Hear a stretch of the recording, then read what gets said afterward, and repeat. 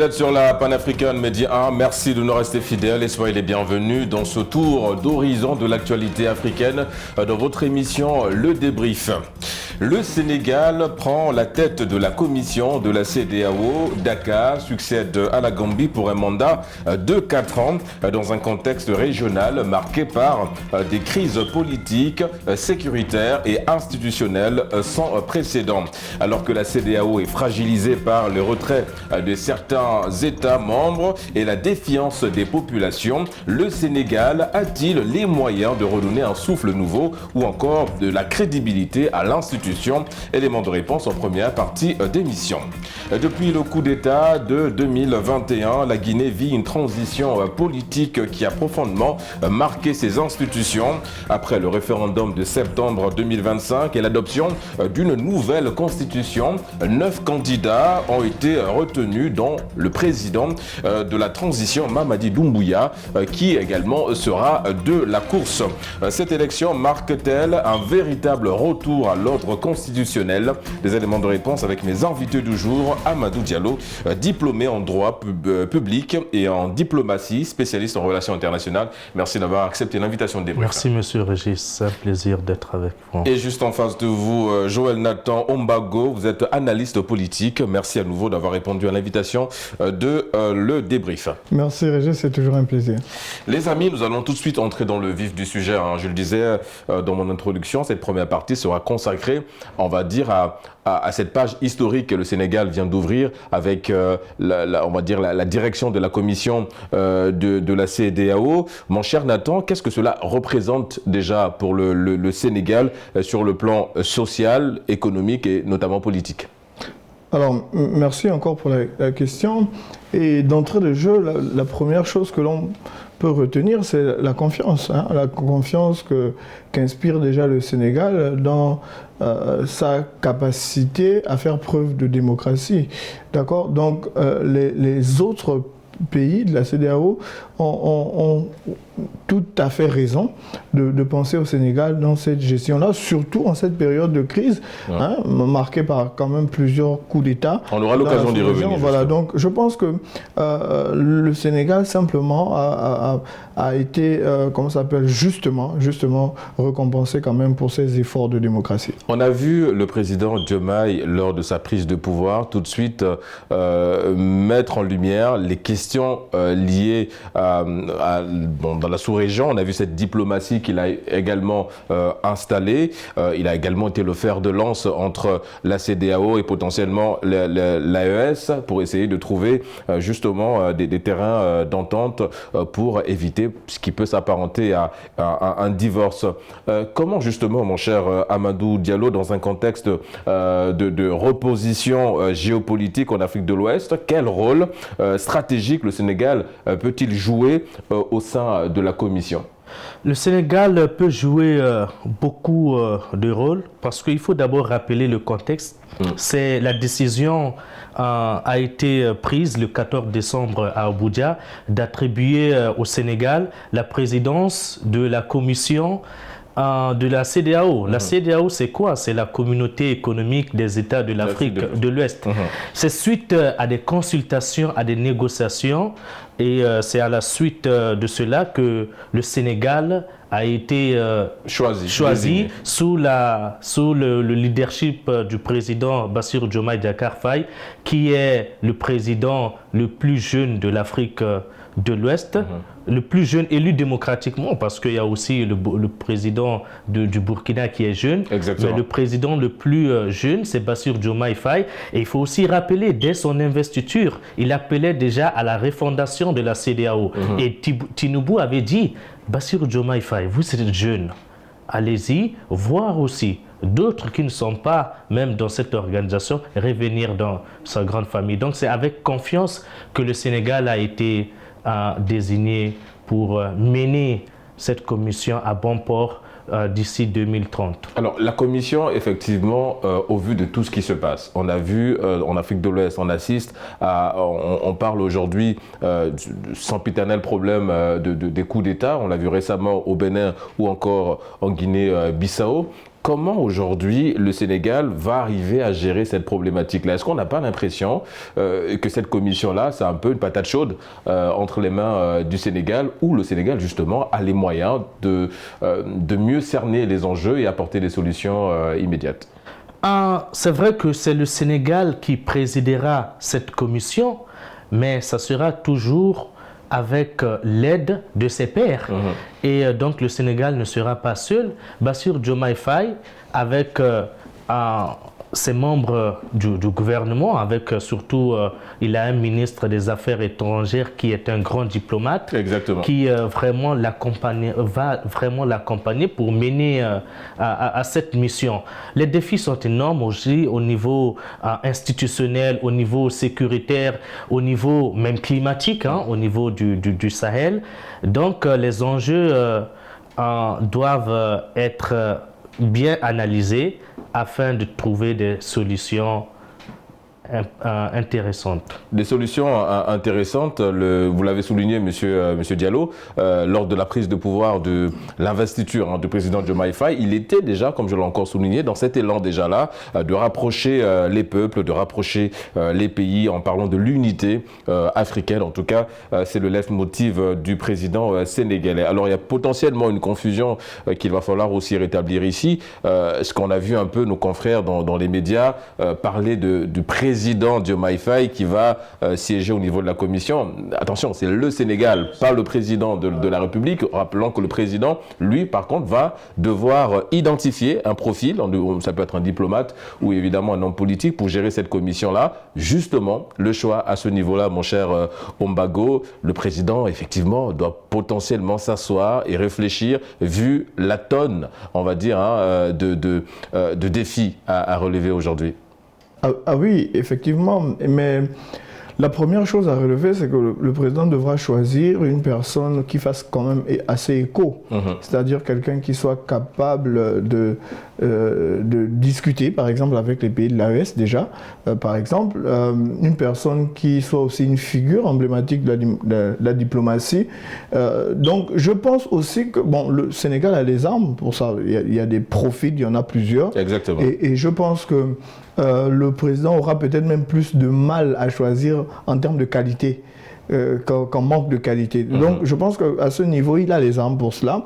Et la position du Sénégal aussi est quand même très stratégique, ce qui va faciliter quand même la capacité du président à choisir et à positionner quelqu'un. Pourquoi? Parce que déjà lui-même, le président, depuis son investiture, avait déjà entamé des discussions, avait déjà parlé de réconciliation, avait déjà parlé de reformer la CEDEAO. Je crois qu'il a même répété à l'ONU. Donc, lui-même avait déjà cette volonté-là, ce désir-là de voir l'institution reprendre vie. Et je pense qu'il a toutes les armes et il a tous les profils assez compétents pour les positionner à ce niveau-là. Et puis, on verra dans 4 ans ce que ça donne. Justement, vous avez également soulevé un point en parlant de cette capacité à échanger, à négocier. En gros, briller par une diplomatie claire envers justement certains États. Alors, mon cher Diallo, le départ du Mali, du Burkina Faso, du Niger, constitue-t-elle un échec pour la CEDEAO? Et quel positionnement le Sénégal doit-il adopter face à cette rupture? Le président Bassirou Diomaye Faye, qui est le président du Sénégal, c'est vrai que c'est le Sénégal aujourd'hui qu'on a attribué la présidence, mais ça sera toujours sous ses ordres.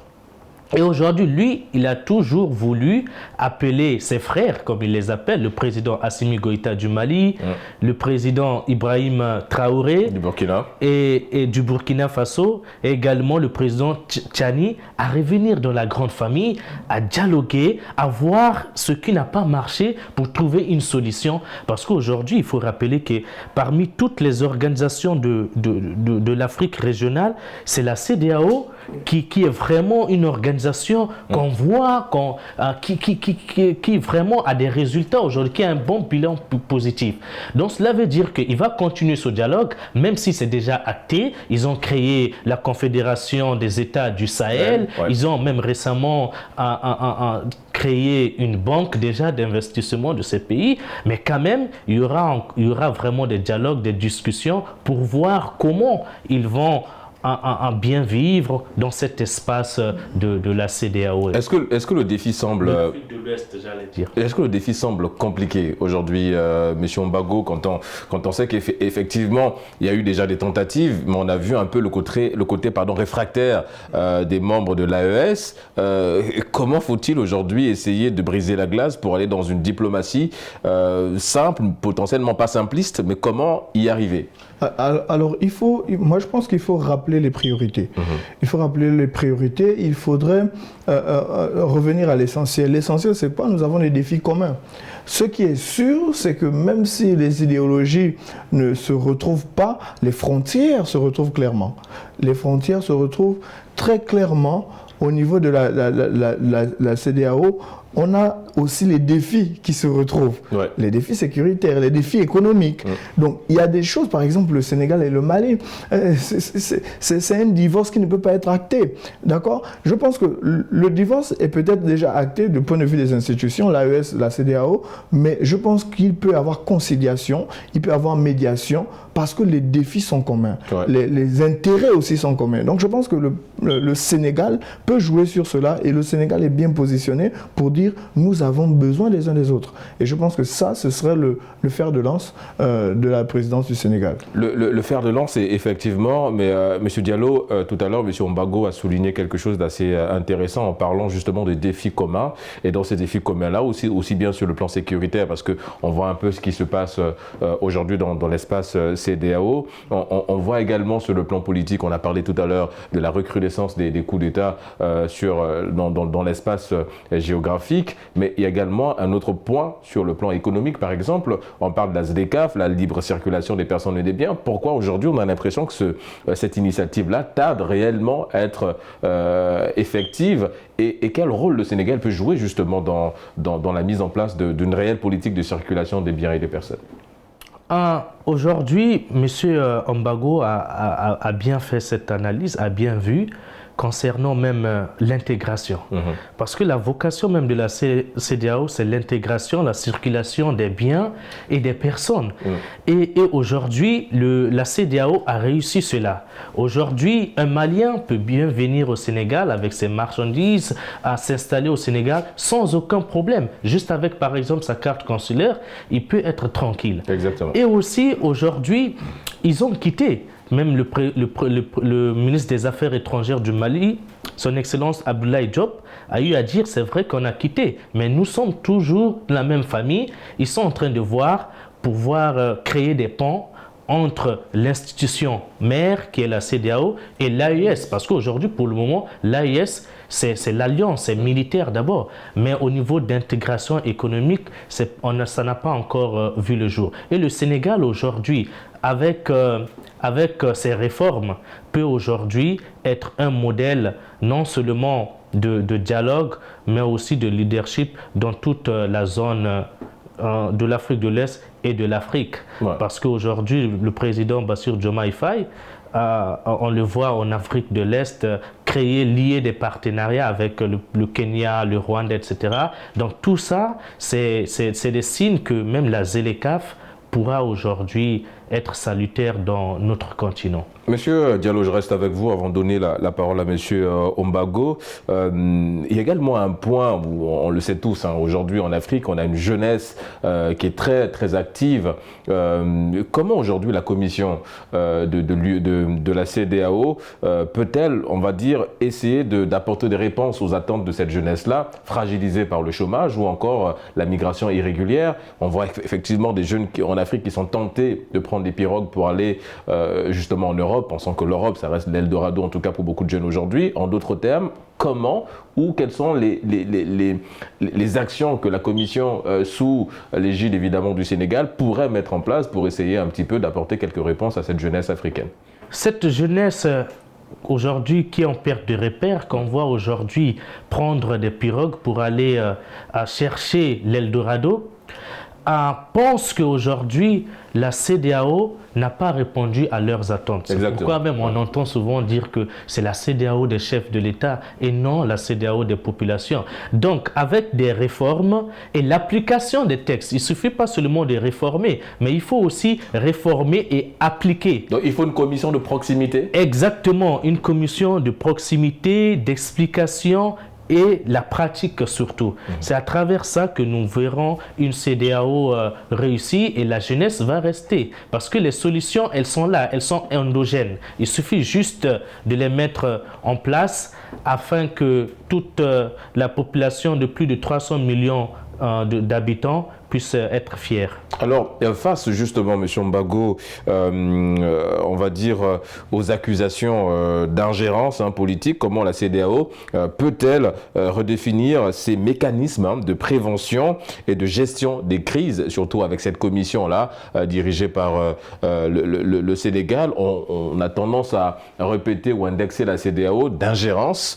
Comment aujourd'hui on peut changer le thème ou l'appellation pour une meilleure on va dire, meilleure action dans ce qu'on a envie d'avoir en retour? Alors, moi, j'ai envie de revenir sur cette question de réponse aux problèmes de la jeunesse, aux préoccupations de la jeunesse. Je voudrais dire qu'il y a une nécessité à comprendre que la CEDEAO peut effectivement, cette commission-là peut répondre aux besoins de la jeunesse. Le Sénégal est bien positionné. Pourquoi? Parce qu'ils ont déjà commencé des négociations, même avec l'Espagne, je me souviens. Exactement. Etc. Avec le Premier ministre espagnol. Et le président disait clairement que si on ne veut plus de cette immigration irrégulière, il faut répondre aux besoins ici, sur place. Et donc ça peut s'étendre sur la sous-région. Proposer ces solutions-là au niveau de la sous-région. Ça, c'est le premier aspect. Exactement, parce qu'on a vu que pour l'immigration, pour ces jeunes-là qui prennent la pirogue, on a vu que les points de départ, c'est la Gambie, c'est la Mauritanie, en tout cas, c'est vraiment non. Donc c'est vraiment la sous-région qui est affectée par cela. Mais il a souligné 300 millions d'habitants, c'est un grand marché. Donc la CEDEAO peut organiser les choses de telle sorte que les jeunes se retrouvent, trouvent des solutions, peut-être pas forcément travailler à la fonction publique, mais avoir de quoi entreprendre, de quoi créer des business qui peuvent permettre à ces jeunes-là de vivre et de ne pas chercher l'Eldorado dehors. Maintenant, pour revenir à la question tout à l'heure, ce que je veux souligner, c'est que le problème majeur que l'on rencontre aujourd'hui d'ingérence, on ne peut pas parler d'ingérence plus que si on a souscrit à la CEDEAO, qu'on a ratifié, on ne peut pas dire qu'il y a ingérence parce que c'est le rôle de la CEDEAO de s'impliquer lorsqu'il y a des problèmes au sein des pays membres. Donc on peut pas parler d'ingérence. Au contraire, l'inaction de la CEDEAO serait un problème. Parce qu'on a le cas par exemple avec la CEMAC qui est muette sur tous les problèmes de l'Afrique centrale. Donc au contraire, la CEDEAO est un modèle parce que non seulement elle s'implique, mais elle ne s'implique pas que forcément verbalement. On voit des actions. Parfois, elle envoie ses forces vives, son armée. La CEDEAO envoie son armée. La CEDEAO participe en termes de diplomatie. Parfois, impose des sanctions.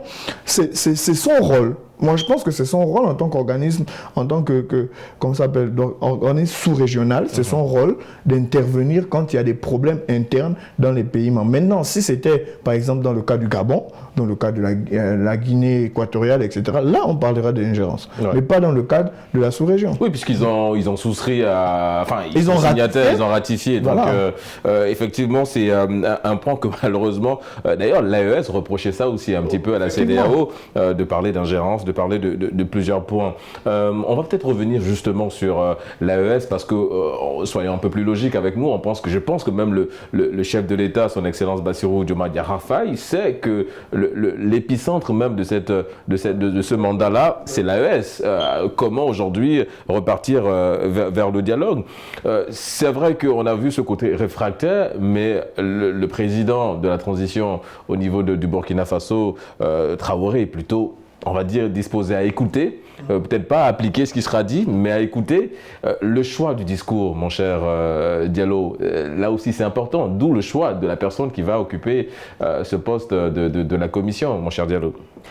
Effectivement, il faut avoir l'oreille pour écouter tout le monde. Ouais. Nous sommes des Africains, il y a ce qu'on appelle l'arbre à palabres, il y a chez les Bantous sous le baobab, en Afrique de l'Ouest aussi, on parle sous toujours le baobab, discuter et dialoguer. Monsieur, mon frère Joël Mbago a eu à dire quelque chose de très très important et on devait mettre l'accent sur ça, sur la ratification. Comme j'ai l'habitude de dire, si on décide d'être dans une famille et on décide d'avoir des textes, il faut respecter ces textes. Mais aujourd'hui, on voit, il y a vraiment des textes, hein, mais c'est l'application et la manière de faire que les autres ne sont pas d'accord. C'est pourquoi les pays de l'AES ont décidé de quitter. Ils ont dit la CEDEAO a double discours. Il faut aussi reconnaître que la CEDEAO aussi est sous pression. Elle est sous pression à des attentes aussi. À des attentes et sous pression. Imaginez, en moins de 5 ans, la CEDEAO a connu plus de 10 coups d'État réussis et tentatives. La dernière en date, ça ne fait même pas un mois au Bénin. Donc cela veut dire que ils sont fatigués. Comme j'ai l'habitude de conseiller, je dis de Goodluck Jonathan qu'il est vraiment fatigué parce que c'est tout le temps c'est lui qui a envoyé. Voilà, c'est lui qui a envoyé à résoudre ces mots MAUX. Donc, le Sénégal peut bien mener parce que Bassirou Diomaye Faye, il n'était pas présent lors des coups d'État des pays de l'AES. Cela veut dire que même pendant ces campagnes, on a vu, ils ont presque les mêmes revendications. C'était pallier au problème de la jeunesse, de la bonne gouvernance. Donc cela veut dire que je crois que ces deux discours de la CEDEAO avec Bassirou Diomaye Faye du Sénégal peut bien se marier avec les attentes de l'AES, des pays de l'AES. Évidemment, c'est le souhait. Je pense qu'aujourd'hui, même pour beaucoup, c'est le souhait. Et pour certaines populations, ils voudraient que le divorce soit officiellement prononcé dans ce sens-là, même si je pense que ce qui compte aujourd'hui pour l'Afrique, c'est d'abord les intérêts. Et comme le président Diomaye l'a souligné, il faudrait que nous soyons prêts à aller vers une Afrique unie et unie dans tous les défis et dans les enjeux. En parlant justement d'enjeux et de défis, vous l'avez également souligné dans votre argumentaire, monsieur Mbago, vous avez parlé de l'aspect sécuritaire. Justement, on va y rester. Sur cet aspect sécuritaire, aujourd'hui, on a vu ce qui s'est passé au Bénin. Le Bénin qui a demandé l'aide, évidemment, des pays frères, que ce soit le Niger et la Côte d'Ivoire, justement, qui ont réagi, qui ont potentiellement activé aussi cette force. Voilà, l'acte, justement, sur le plan sécuritaire. Le défi de la commission aujourd'hui gérée par le Sénégal, 4 ans, évidemment, on a le temps de remettre beaucoup de choses sur place, mais 4 ans, est-ce que c'est largement suffisant pour gérer toutes ces grandes problématiques? Alors, 4 ans pour remettre à flot la capacité des forces armées de la CEDEAO à résister, non seulement à repousser, mais pourquoi pas éradiquer le phénomène, surtout du terrorisme. Mais cela ne va pas, encore une fois, passer sans la capacité de ramener les pays de l'AES sur la table. Parce que les pays de l'AES ont déjà très bien entamé le combat, ont déjà très bien fait reculer les rebelles. Donc ils ont une stratégie qui marche pour le moment, que l'on peut remarquer, qui marche. Donc je pense qu'à ce niveau, la CEDEAO seule ne peut pas. Il faut revenir sur la table. J'ai envie de faire une image quand même assez forte. C'est l'image d'un couple. Et si la CEDEAO et l'AES étaient un couple, le divorce prononcé n'empêche pas les intérêts communs des enfants, qui sont la population. Et donc la sécurité de ces enfants-là. Même si vous êtes dans un divorce, quand vous avez un ennemi commun, vous avez un ennemi commun et vous avez un intérêt commun, votre population, vos enfants, il va falloir se mettre ensemble pour se battre contre l'ennemi.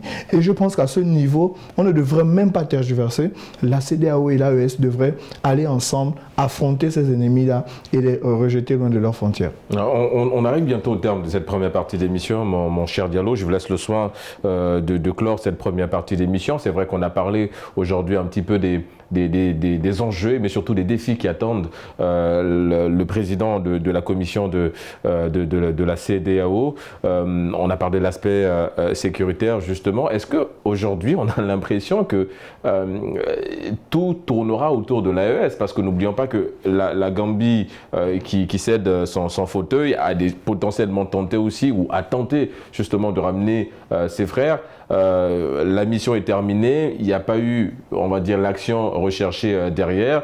On a l'impression que le défi va être hyper compliqué pour le Sénégal, justement de ramener l'AES. Faut-il céder aujourd'hui pour la commission de la CEDEAO, de céder à toutes les revendications des membres de l'AES? Pas forcément. Pas forcément, il faut les écouter, voir ce qui peut se faire. Parce que ce n'est pas seulement l'AIS, parce que le Sénégal a des cfrontières aujourd'hui qui ont des problèmes d'insécurité aussi. Aujourd'hui, la Guinée-Bissau, aujourd'hui, avec le coup d'État, ils sont en phase de transition. Donc cela veut dire que les frontières sénégalaises sont déjà un défi à relever aujourd'hui, parce que le Sénégal est un grand pays qui n'a jamais connu son territoire des attaques terroristes ou encore un coup d'État. Donc ils sont un modèle pour ces pays. Mais comme il faut aussi reconnaître que c'est l'AES qui est vraiment la priorité, les appeler à revenir pour former cette grande ensemble, parce que c'est les ensembles aujourd'hui qui marchent aujourd'hui. On a vu avec les BRICS, avec l'Union européenne, avec d'autres pays du Golfe aussi. Effectivement, ramener tout le monde à la table du dialogue pour une Afrique unie et focus sur les enjeux qui vont justement emmener ce continent à cette belle émergence tant attendue. On marque une courte pause, on se retrouve dans une poignée de minutes pour la deuxième et dernière partie de l'émission. On parlera justement de la présidentielle en Guinée. À tout de suite.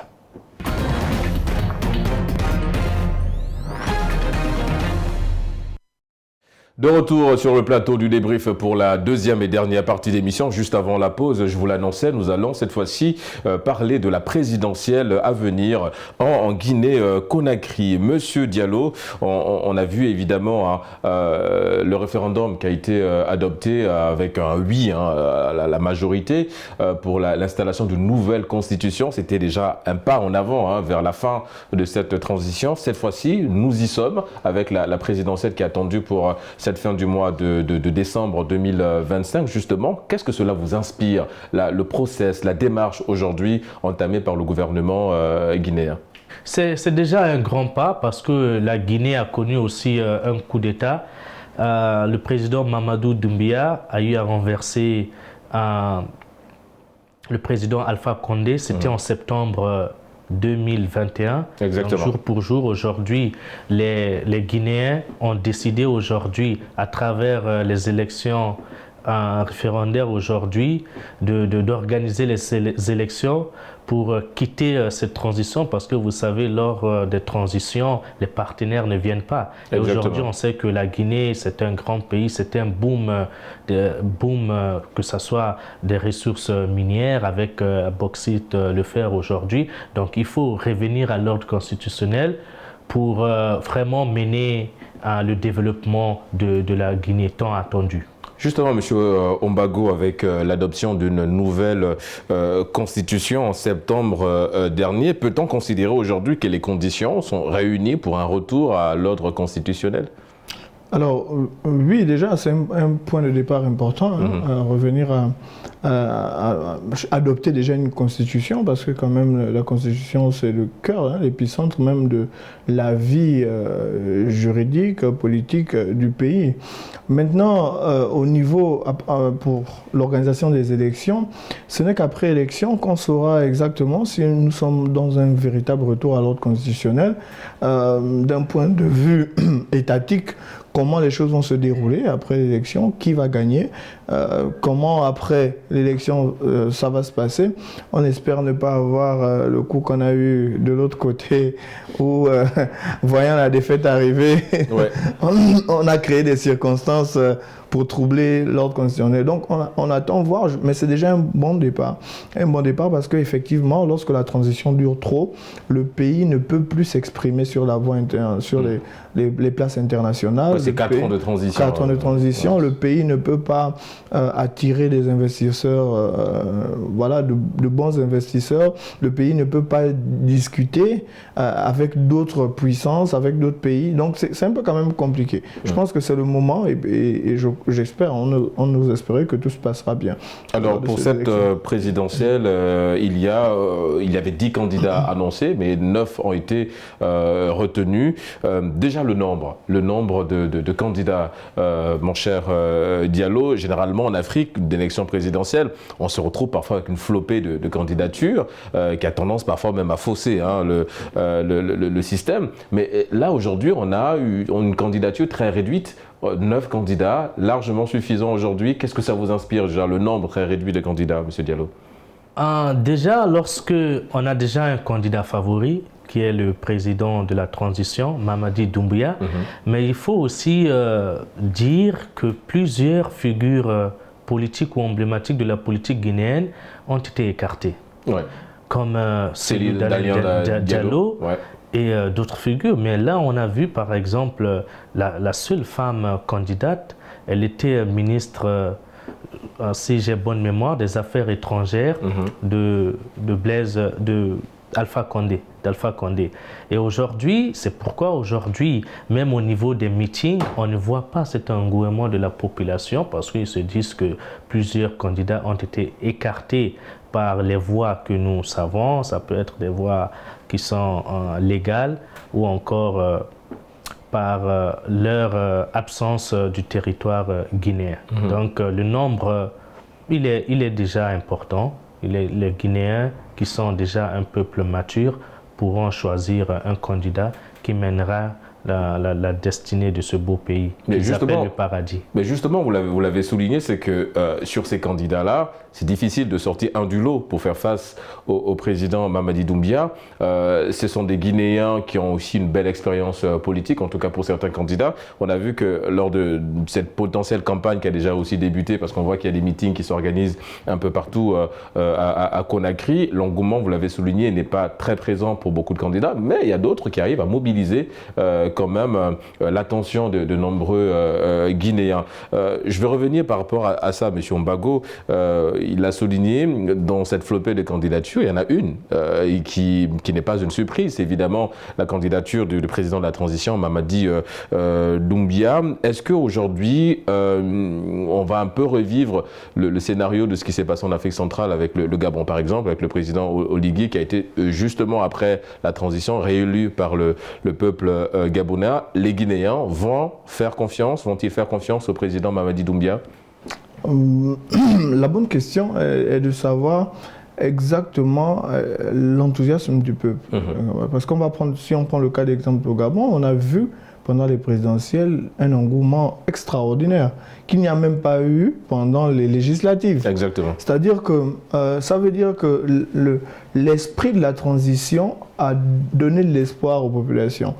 Et la question donc en Guinée est de savoir est-ce que dans le cœur des Guinéens il y a cet engouement de se dire après 4 ans de transition, on a envie que ça continue, mais surtout on veut participer. Parce que c'est ça la question des élections. On veut voir l'énergie de la population, l'énergie de la population participer à l'effort d'élection, on va dire, de celui qu'on aura choisi.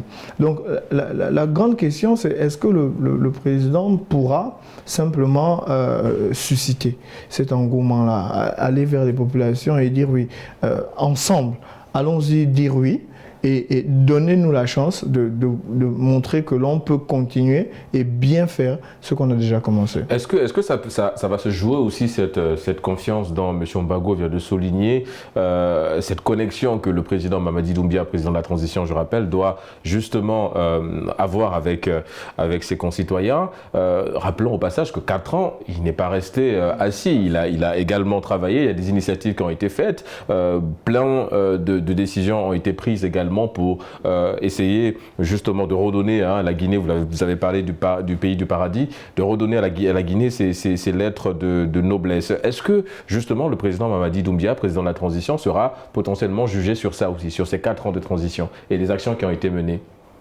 Comme vous venez de le dire, 4 ans quand même, c'est déjà un mandat, c'est aussi une vie. Exactement. Donc, il a un bilan positif, surtout au niveau des réformes. Si vous voyez aujourd'hui avec le projet de 2040, Simandou 2040, ça attire déjà les investisseurs, les Guinéens rentrent déjà, surtout les Guinéens de la diaspora aujourd'hui. Oui, et on a vu même aussi même le PIB. Exactement. Le PIB de la Guinée a même dépassé du Sénégal. Donc, Mamadi Doumbouya, bon, la seule voix qu'aujourd'hui certains Guinéens disent, ils disent que le président Mamadi Doumbouya n'a pas respecté sa parole. Pour eux, il n'a pas respecté. Il avait dit, on a fait le coup d'État parce qu'il y avait des problèmes économiques, il y avait la corruption.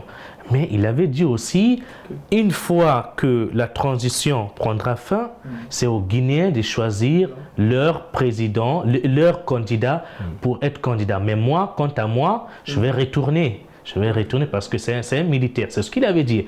Donc, en septembre, on s'est étonné avec ces élections référendaires où il a présenté sa candidature. C'est depuis là que le désespoir a commencé à naître dans le cœur de certains Guinéens, surtout de la diaspora, parce qu'il faut se rappeler que la Guinée a une diaspora très forte, dynamique aujourd'hui, qui pèsera même au niveau des voix pendant ces élections du 28 décembre. Oui, mais M. Mbago, vous voulez rebondir sur...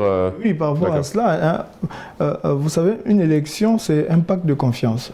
Et comme il a dit, quand la population se sent trahie, blessée, et surtout quand elle n'a pas été préparée, moi je pense que le président aurait dû avoir des conseillers pour lui dire que, vu la lancée, nous avons travaillé, nous avons un bilan positif. C'est le moment de discuter avec les populations et dire, on pense qu'on peut continuer.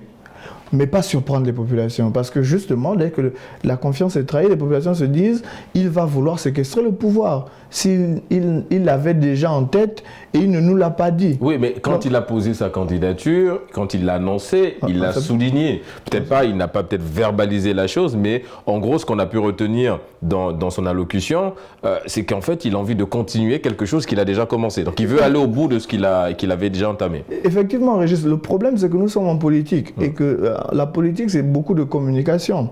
Donc, quand il est arrivé, il a donné un message. Il a passé une information.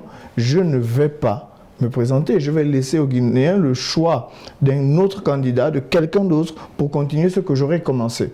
Donc, si en évoluant, il s'est rendu compte qu'il a envie de continuer à aider le pays, il devrait revenir, refaire une déclaration qui mettrait la population en confiance. Mais quand il annonce juste sa candidature, c'est comme s'il avait pensé, c'est comme s'il avait décidé et il imposait cela. Parce que beaucoup de Guinéens, tout à l'heure vous avez parlé de trahison, le mot peut-être fort, mais en tout cas c'est le ressenti de beaucoup de Guinéens quand on voit. Parce que pourquoi j'ai utilisé ce mot? Parce que vous savez, on est des croyants, on est des Africains, la parole est sacrée. La parole est sacrée, peu importe votre bilan aujourd'hui, si vous n'aviez pas respecté votre parole, les gens vous donneront le dos. Exactement. Parce qu'aujourd'hui, comparaison n'est pas raison. Aujourd'hui, par exemple, avec la Côte d'Ivoire aussi, le président Alassane Dramane Ouattara aussi avait dit aux Ivoiriens qu'après lui, il devait donner l'opportunité aux jeunes d'être aussi candidats, afin, lui, il allait se reposer. Mais on a vu ce qui suit parce qu'il a jugé nécessaire qu'il a commencé. Il les fait continuer alors qu'on sait tous que l'État, c'est la continuité. Houphouët-Boigny a commencé, Gbagbo a venu, Alassane Ouattara. Donc, c'est quand même un peu triste pour le continent de voir que ses fils ne respectent pas les paroles se donnent entre eux. Justement, il y a également un autre point, Monsieur Diallo, je veux rester avec vous, c'est potentiellement les défis qui attendent le futur président de la Guinée. On parle des défis liés justement à l'économie, à la société et évidemment les défis liés à l'institution. Comment et quelles sont selon vous là les priorités pour le futur président de la Guinée? Les priorités, c'est l'emploi des jeunes. Les priorités, c'est lutter contre la corruption. Au moment où on sait qu'aujourd'hui, avec le grand projet Simandou 2040, il faut vraiment lutter contre la corruption pour que les Guinéens puissent sentir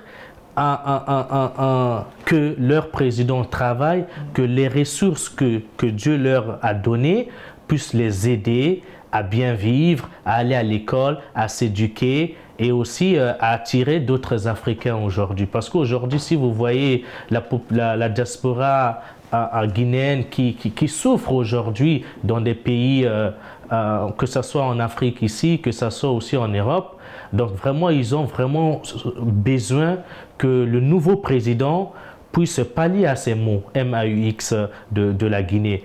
Je rappelle l'emploi, la corruption et aussi bien exploiter les ressources du pays. Exploiter les ressources du pays. Justement, mon cher Nathan Ombago, on a vu également que la Guinée, comme on le dit, c'est un pays riche. Hein. Il y a évidemment, mais on parle de pays riche et potentiellement de population pauvre, parce qu'aujourd'hui, le Guinéen a du mal à remplir son assiette. C'est d'ailleurs le message de nombreux Guinéens adressé au président, c'est de faire en sorte que le jeune Guinéen puisse avoir, comme vous l'avez souligné, l'emploi et de pouvoir mettre en place également plusieurs activités, notamment.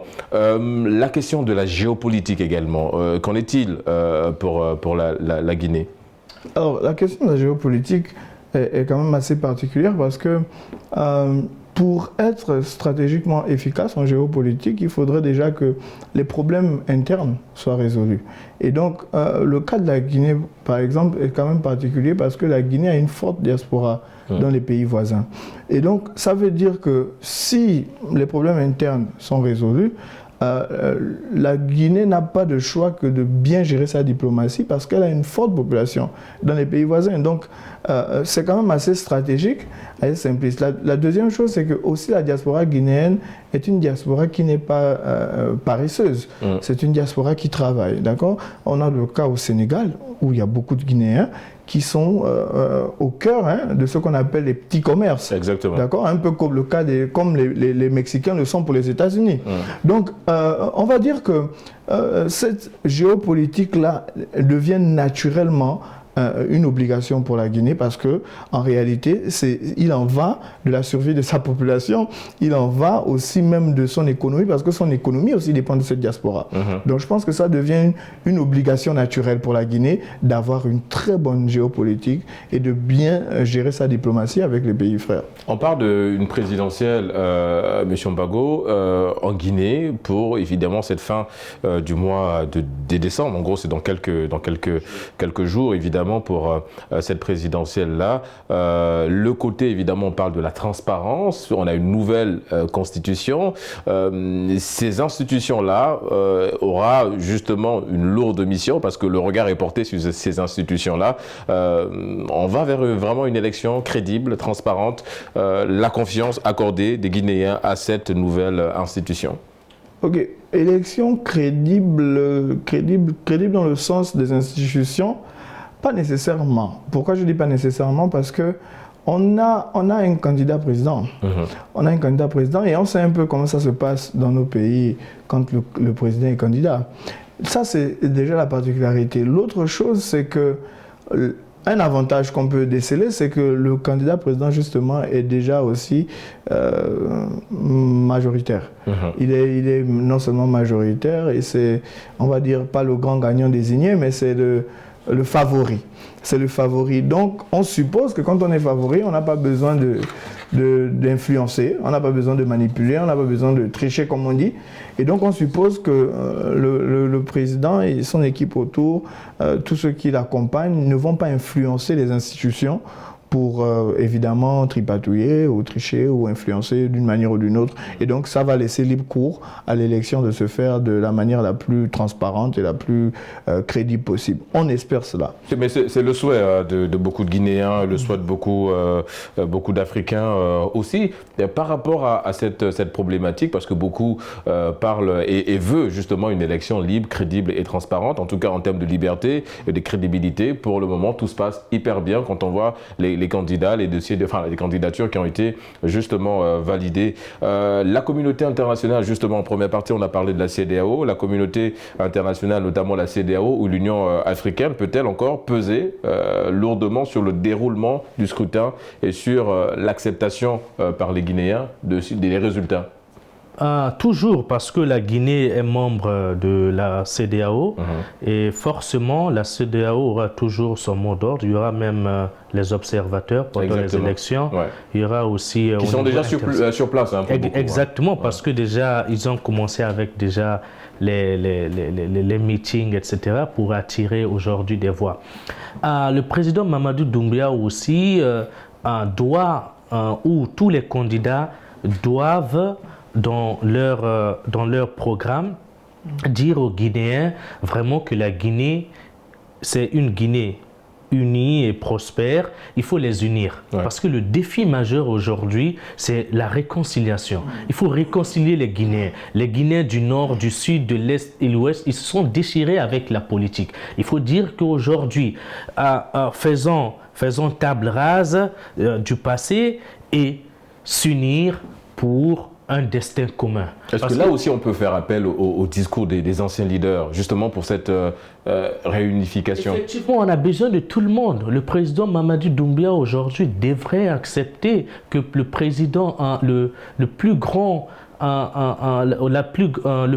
parti de participer aux élections, que le président Cellou Dalein Diallo qui est en exil, de rentrer au pays, de l'aider, parce qu'il faut qu'on l'aide, parce que c'est pas un politicien, c'est un militaire. Il doit avoir à ses côtés ses anciens, ses pairs, pour bien mener. Parce qu'aujourd'hui, il y a des technocrates, il y a ce qu'on appelle les technocrates qui maîtrisent les institutions, qui maîtrisent la politique, qui maîtrisent l'art de gérer. Il faut faire appel à eux pour que la Guinée puisse vraiment retrouver son chemin de leader même dans la sous-région. Parce que même vous voyez avec les cours d'eau de la Guinée, à Mamou, l'OMVS, le fleuve du Sénégal et du Niger au Mali, tirent leurs sources en Guinée dans la ville qu'on appelle Mamou. Donc la Guinée a vraiment tout le potentiel aujourd'hui de réussir, d'être un modèle de développement au niveau de l'Afrique tout entière. Un modèle de développement, effectivement, la Guinée a longtemps pesé dans ce domaine-là et tout ce que l'Afrique souhaite, c'est de revoir cette Guinée-là, être de retour, parce qu'on sait que ça peut représenter dans l'économie sous-régionale avec l'impact d'une belle gestion économique de la Guinée. Monsieur Mbago, cette élection, est-ce qu'elle constitue un pan de bascule, on va le dire ainsi, pour la Guinée, ou pourrait-elle marquer le début d'un nouveau cycle de la vie politique en Guinée? Un nouveau cycle, évidemment, quand on sort d'une transition, on sort d'abord d'un coup d'État, ensuite d'une transition, on tend vers un retour à l'ordre constitutionnel. Après, il va falloir restaurer toutes les autres institutions. C'est évidemment un nouveau départ, complètement un nouveau départ, mais on voudrait que ce nouveau départ soit un nouveau départ qui soit impactant pour les populations, que cela se voit, se manifeste sur le quotidien du Guinéen, sur le quotidien des populations, même de la diaspora. Il y a une chose quand même qui est quand même assez sensible et j'aimerais que les autorités guinéennes y pensent beaucoup. La Guinée est un pays qui n'est pas seulement que géopolitique, qui n'est pas que politique, c'est quand même un pays qui abrite des peuples qui étaient, comme on va dire, des peuples ressources, avec les Peuls, etc.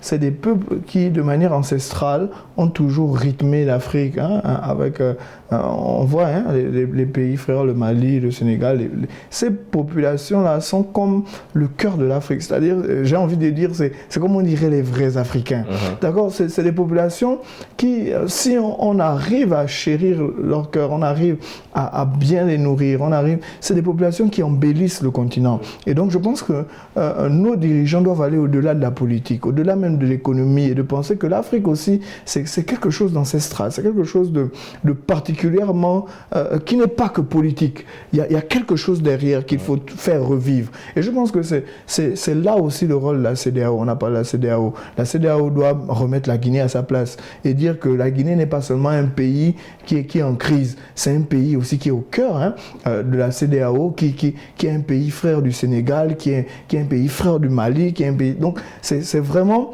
revenir à cette réalité-là. Donc, moi, je pense que les autorités devraient... On revient, c'est une nouvelle phase, c'est un nouveau départ, mais ce départ-là ne doit pas être faussé. Un nouveau départ qui ne doit pas être faussé. La transition est toute faite parce que quand on parle aujourd'hui d'un nouveau départ, d'un nouveau cycle, on a parlé de la restauration des institutions au niveau avec la nouvelle loi, la nouvelle constitution qui a déjà été validée. La suite, c'est potentiellement l'Assemblée nationale aussi. Et là, ça reste un nouveau défi pour le futur président, mon cher Diallo, parce que qui dit Assemblée nationale parle de majorité aussi derrière, mon cher Diallo. La plupart du temps, le président arrive toujours à avoir la majorité au niveau de l'Assemblée nationale, surtout déjà comme mon frère a eu à dire, c'est déjà un candidat président. Voilà, non, un président candidat. J'ai vraiment aimé l'expression.